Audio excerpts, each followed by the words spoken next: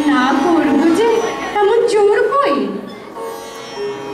একদিন সে গেল বিলেতে, চিঠিপত্র পাই কখনো বা। গেল মেলের চিঠিতে লিখেছে লিজের সঙ্গে গিয়েছিল সমুদ্রে নাইতে। তারপরে বালির পরে বসলো পাশাপাশি। লিজি তাকে খুব আস্তে আস্তে বললে, এই সেদিন তুমি এসেছো, দুদিন পরে যাবে চলে।